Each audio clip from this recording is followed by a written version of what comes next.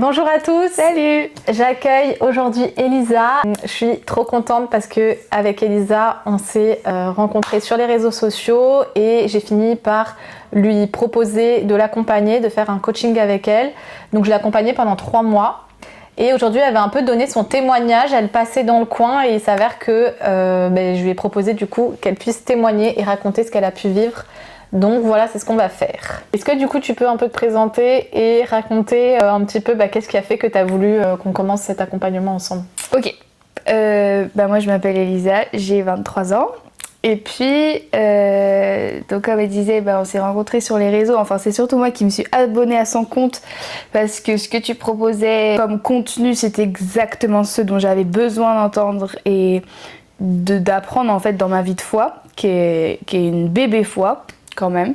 Et donc, en fait, je t'ai appelé une fois pour vous. Moi je proposais des appels offerts et toi t'as pris un appel et t'as pu me raconter d'abord ton histoire qui m'a beaucoup touchée. Voilà, je lui ai raconté un peu mon histoire, mon parcours et de but en blanc, le feeling est tout de suite passé, mais j'ai pas booké le coaching directement.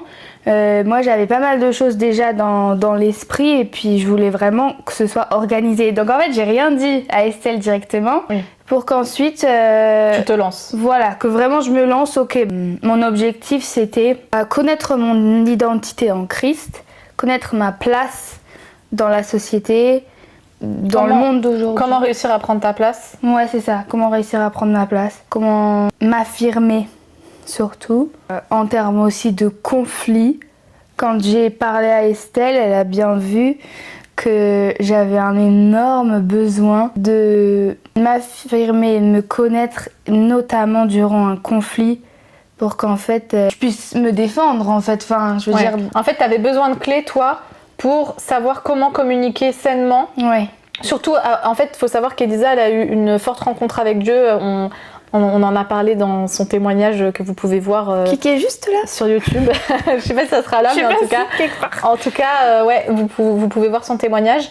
Et du coup, en fait, ça a tellement changé. Tu me dis si je me trompe, mais c'est comme ça que je l'ai compris. Ça a tellement changé sa vie que du coup, il y avait aussi plein de notions par rapport à l'affectivité, par rapport à ta place dans le monde, par rapport à ta manière de communiquer que tu n'avais pas. Exactement.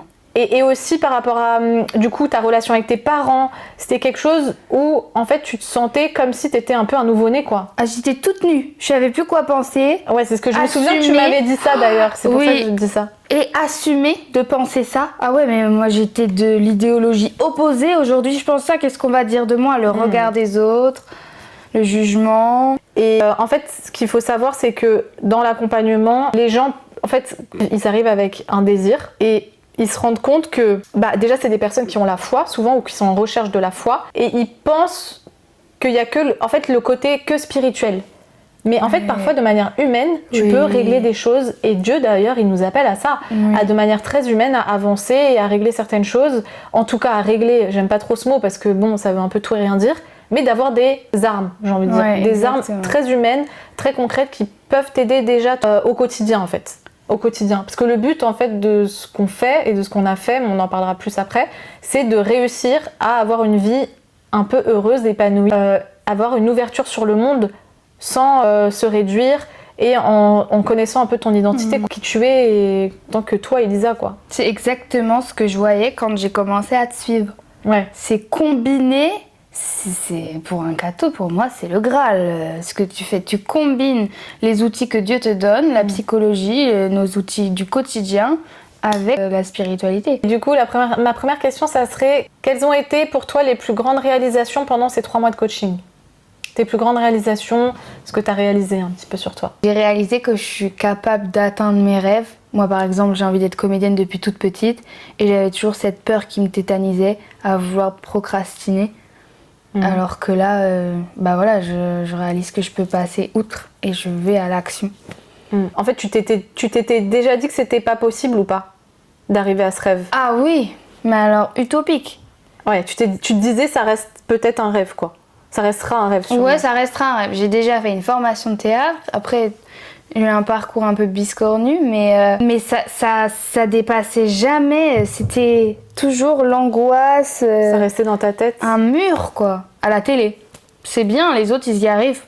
Mais après, ça demande beaucoup d'investissement. Et les outils, on te les donne pas. À l'école, on n'apprend pas ça. Donc, Les outils, tu veux dire, pour avoir confiance en soi et y croire, avancer. et les outils concrets qui t'aident à stopper en fait cette procrastination et juste passer à l'action. Ça, c'est quelque chose, même mes parents, ils peuvent pas m'apprendre. Donc en fait, tu dis qu'il y a eu deux choses. Il y a le fait d'y croire Oui. et aussi l'outil de pouvoir passer à l'action. Oui. C'est en 2 étapes. Ouais. D'être réalisé et après... Ouais. Ok, trop bien.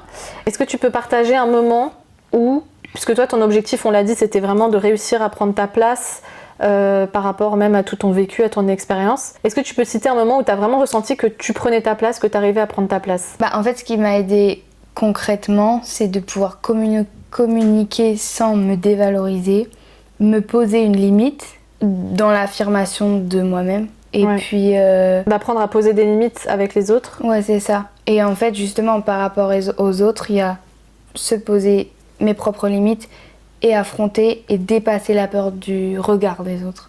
Est-ce que tu peux dire un peu, est-ce que tu as rencontré des difficultés quand tu as essayé de t'affirmer et comment tu as fait pour surmonter ces difficultés? Ok, déjà par rapport à la communication, je dirais que c'est le défi là dont je vais parler.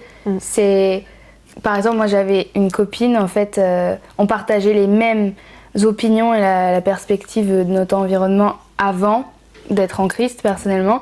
Et maintenant qu'on est complètement opposés, j'étais terrorisée en fait à l'idée qu'elle ait un regard sur moi. J'assumais pas et je m'affirmais pas dans ce que je pensais. C'est vrai qu'on devient une nouvelle créature en Christ, donc difficile. Donc ça a été le plus gros défi en communication, de devoir passer ce cap, d'écouter l'autre, comme tu m'as expliqué, en outil de vraiment poser des questions, de comprendre l'autre et ses besoins. Et après de passer simplement déjà le regard de l'autre qui a sur moi. Enfin, je veux dire, on est 8 milliards sur Terre. Mais on a beau dire ça, au début, c'est pas facile. Ouais, de vraiment réussir à déjà entendre ce que l'autre te dit, être calme par rapport au fait qu'elle pense différemment de toi, parce que très vite tu peux paniquer et te dire ah elle pense pas comme moi, en plus moi j'ai changé un peu de vie, j'ai changé de manière de penser, comment faire pour m'affirmer, et du coup réussir à accueillir ça pour réussir à derrière t'affirmer quoi. Et moi je voulais trop que la personne en face elle soit d'accord avec moi, et dans les coachings avec Estelle je disais non mais là ça va pas du tout la communication, au final elle est pas d'accord là. Estelle hyper sereine. Mais le but c'est pas que la personne soit d'accord avec toi.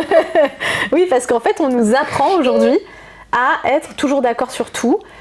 Et du coup on s'inhibe et on n'est pas soi-même. Oui, et en plus on va dans les arguments à convaincre et tout.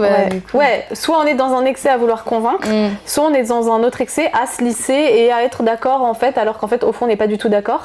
Et ça tue un peu les relations humaines, parce que du coup après on a peur de tout en fait, comme tu l'as expliqué, même de réaliser ses rêves, de se dire que c'est possible de faire telle chose, de parler à telle personne, on s'empêche quoi, c'est tout un univers qu'on se crée quoi. Comment tu te sens là par rapport à tes objectifs aujourd'hui?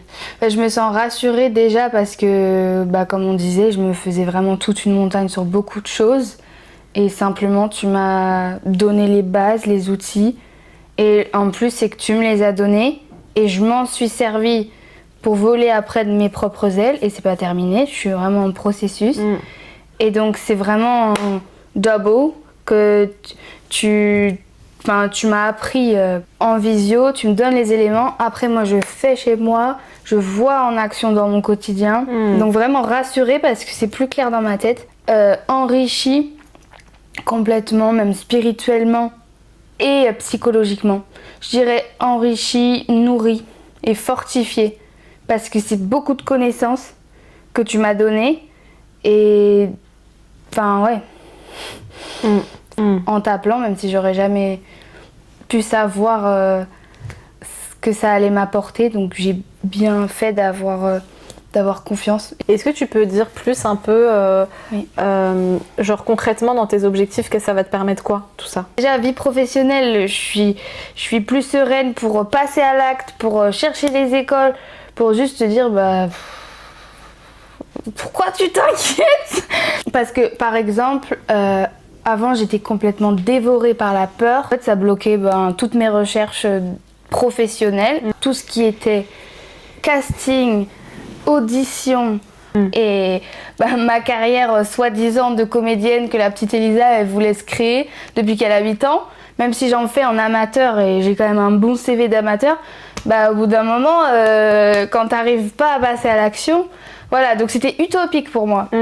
Et quand on a commencé l'appel, que je t'ai dit tout ça, la différence avec maintenant, c'est quand même le gros changement aujourd'hui, c'est que à la rentrée prochaine, je passe à l'action et je m'inscris dans les écoles. J'ai déjà regardé, mais là, j'ai déjà regardé sur mon téléphone dans quelle école je pourrais potentiellement aller en me disant, oui, tiens, ça va, ok. J'ai regardé les auditions, je me suis dit, c'est bon, je passe les castings dans telle école, j'y vais. Enfin, je me suis même pas fait toute une montagne. Là, à la rentrée prochaine, pour rentrer dans les écoles qui vont m'accepter, je vais forcément devoir passer les castings et c'est ce qui va se passer. Ok, trop bien. Ok. Donc là, l'année prochaine, tu vas aller dans une école de théâtre. Ouais. Enfin, je sais pas si on dit comme ça, mais... De théâtre, ouais. Trop bien. Préparation conservatoire, je suis en âge limite en plus. Ok. Donc il est grand temps. Ok, félicitations. Merci. Du coup, qu'est-ce qui t'a le plus surpris dans le parcours et depuis que tu as commencé un peu notre accompagnement? Je dirais qu'il y a 3 choses. La première, c'est de pouvoir parler librement sans aucun jugement entre nous. Enfin, moi je suis assez ouverte, mais quand même le feeling il s'est fait directement et c'est fluide quoi. La communication, tu te sens déjà à l'aise pour entamer un travail, c'est pas rien. Et puis, ah oui, tu m'as fait, sans forcément le vouloir, mais tu m'as fait réaliser que j'avais certaines blessures dans ma famille, avec ma famille, que j'aurais pas forcément eu connaissance en fait avant. J'avais pas réalisé dans ce sens-là. Et la troisième chose qui résume en fait clairement le coaching, c'est que je réalise que on est à 3 mois et ça a fonctionné déjà. C'est qu'en fait c'est parti d'un appel de faire connaissance et de tous les éléments que tu m'as transmis jusqu'ici. Là je me dis ok. Là, sur le court terme, tu as vu qu'il pouvait déjà se passer plein de choses, quoi. Ouais. Que en fait, moi, ce que je dis souvent, c'est qu'en fait, ça marche aussi beaucoup par déclic. C'est-à-dire que, ok, parfois, tu mets un peu de temps à réaliser certaines choses, mais après, tu as des déclics et tu avances. Et ça, c'est ce que tu vas vivre encore après, en fait. Donc, trop bien.